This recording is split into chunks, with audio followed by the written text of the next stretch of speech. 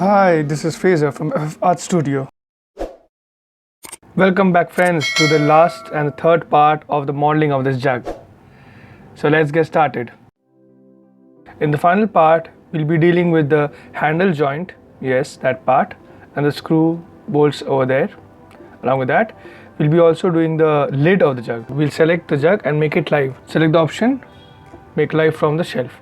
So what this will do is, this will not allow us to select the jug anymore and also help us in the process which we are going to follow. So we'll be using the modeling toolkit, and under the modeling toolkit tab, if you scroll down, you get to the quad draw option. Selecting the shaded wireframe mode, you see that we can draw over the mesh.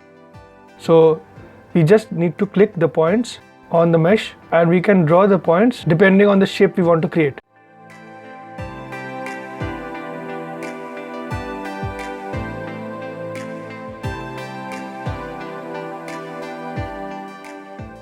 And whenever we want to create a quad, we have to get 4 points. So we create extra points, and then in between that space we need to hit shift and click. So press down shift and click. So that will create the geometry over there. So in this way we can create geometry however we want using this quad draw tool. So that is why it is called the quad draw tool. So we can draw quads using this tool. But for that, the only condition is that we have to keep the mesh on which we are drawing it live. Now we can add additional edges also to it. We can also drag the edges, drag and move the vertices to create the shape.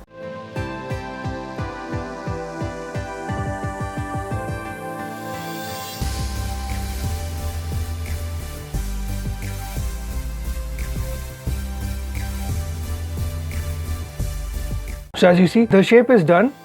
Now I have to give thickness. I will select that and extrude it. Since we don't have all the images, that is the front, side and 3/4, we only have the side image. So that is why we have to eyeball this position.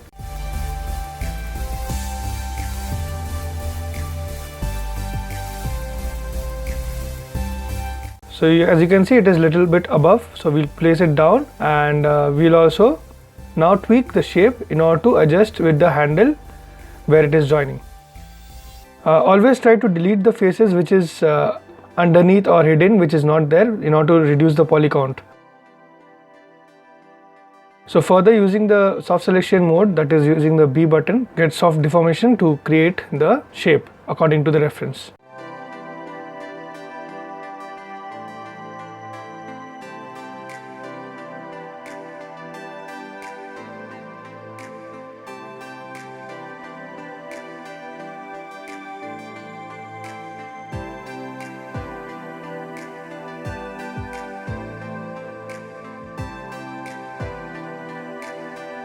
So now that we are done with the basic shape, now we need to bevel the edge. So you select that edge, and bevel it. Under bevel, you can keep the settings fraction, you can set to 0.2 so that it gets a distinct edge over there, but not that hard.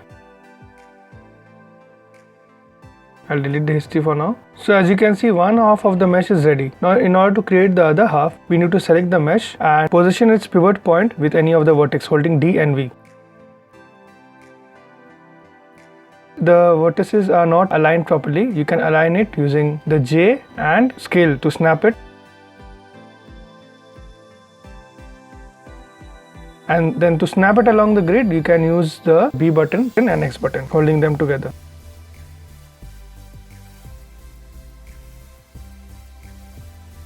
So now it is positioned properly.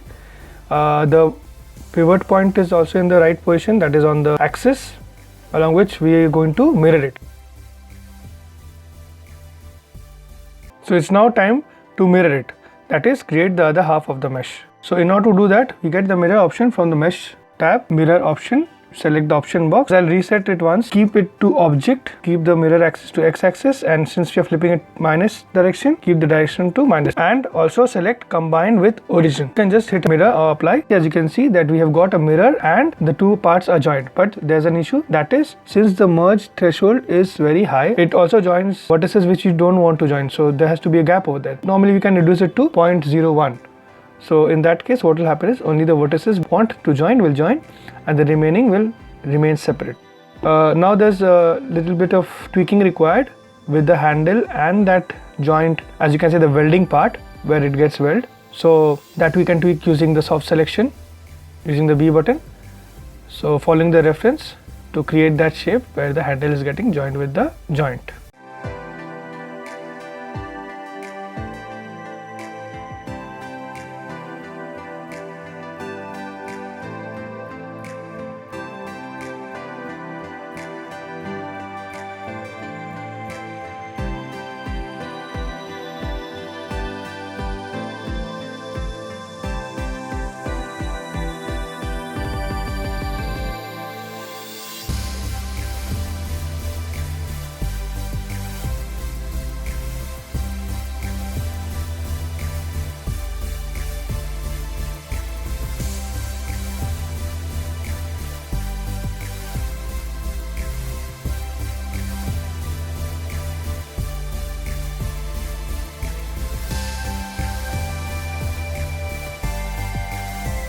It's now time for us to create the bolts.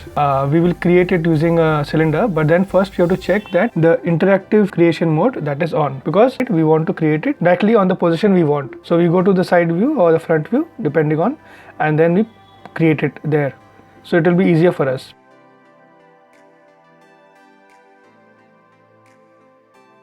Yeah, so as you can see, we'll keep the subdivision axis to 12 and we'll also bevel the edge. So fractions I've reduced to 0.1 and 2 segments I've cut to give it a smooth bevel. And also delete alternate edges on top to remove the tries and make it to quads. Also deleted the back faces. Back faces are not necessary as I told you earlier, so we delete them as well.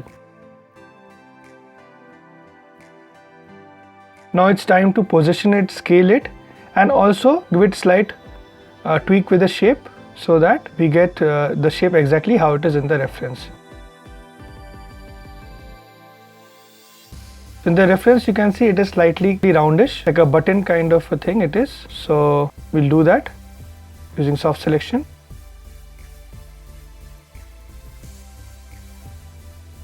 And check its orientation. Yeah, this looks good.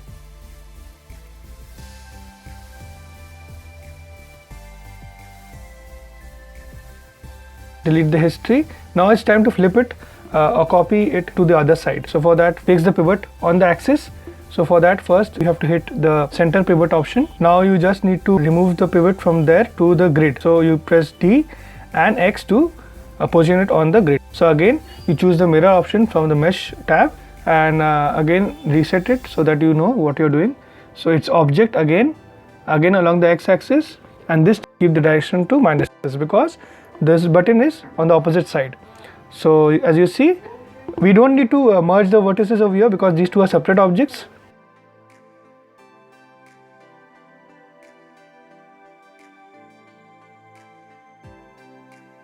So now this is done, the handle joint is done, the bolts are joined. Now it's time for us to model the lid of this jug. So as you see from the reference how it looks, so there's a basic flat dish kind of lid, and on top there's a knob. So for that, if you can see from the top view how the circular shape is and how the size is, so we need to create according to that.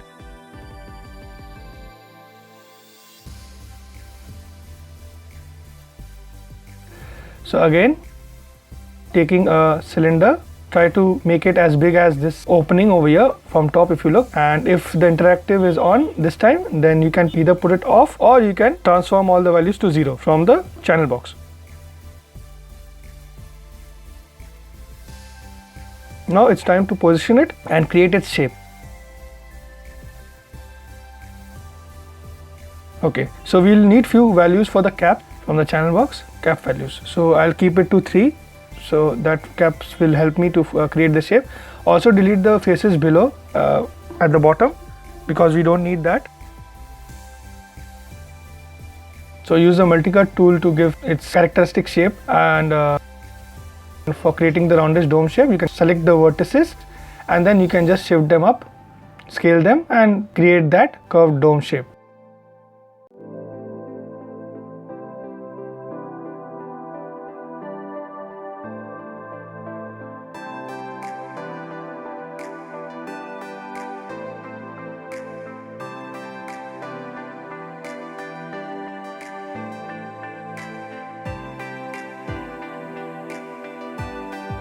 You can also give some depth to the bottom rim. So you can extrude those faces and scale it a little bit inside the final edge.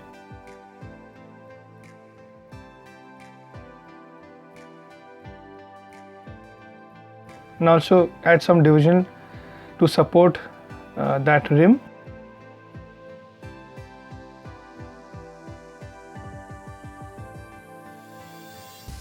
Okay, this looks good.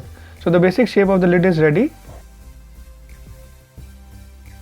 So now it's time for us to create the knobs.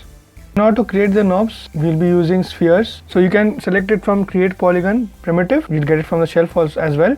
And again, keeping the values 12 and 10, axis and height. Because we need to keep it in such a way that we get the rounded shape. Along with that, we have to keep in mind the poly count also. So it's basically just positioning it, scaling it and aligning it with the reference. So just follow me guys how I am doing it.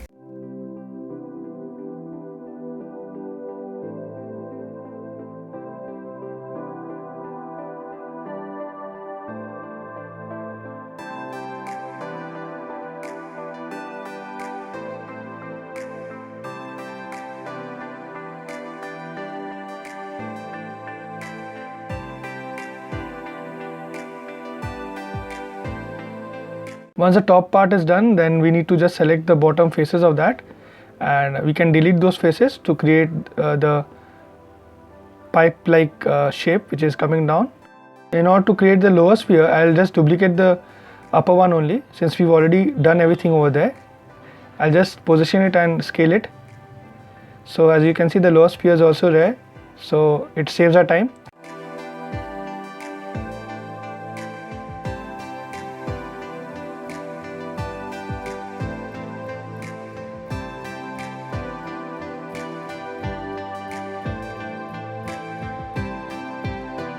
Yeah, we can delete these faces below.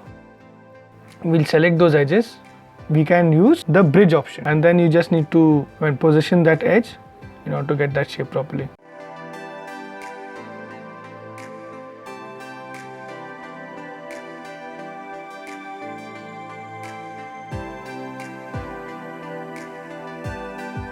Further, you can just select those edges and bevel them just to give that hardness. So once that is done, it's almost done. So if you need to make any further changes with the shape according to the reference, you can do that.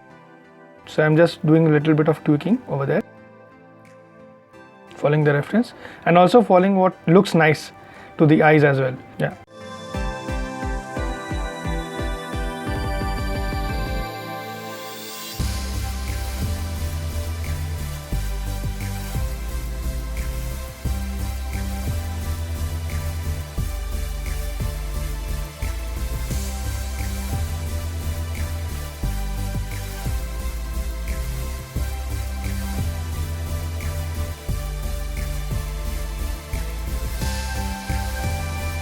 So guys, once everything is done, it's a very good time to select all the mesh, delete all the history and freeze transformations. And a very important part of modeling is to group and name the mesh properly, so that in the further steps when you are doing the UV shading, texturing and also the rigging part, if it is required, that will be easier for the other artist or even for yourself. Once the UV is done, I'll join them and then give the final naming. But for now, I'll group them, the handle and the handle joints together, the lid and the parts of the lid together, and then all the mesh together. I'll group the whole thing under one group and give it a name as jug group, GRP for group. So if you are naming any group, you can, it's conventional, you can write GP or GRP for group. And for a mesh, you can write underscore, suffix you can use mesh, underscore mesh. So like this jug underscore mesh, I have named it. So these certain things you need to follow, that is deleting history, freeze transformation, center pivot, and also naming and grouping it properly. So this looks finished. The model is done. After doing these three parts, I guess you must have learnt a few tips and tricks along the way, and we'll try to create this model, guys. And if you have any comments, please let me know. If you have any queries, please let me know. If you need any help, Please let me know under the comments. Please subscribe if you haven't subscribed, guys. We'll come back again with a new and an interesting video. And thanks for watching.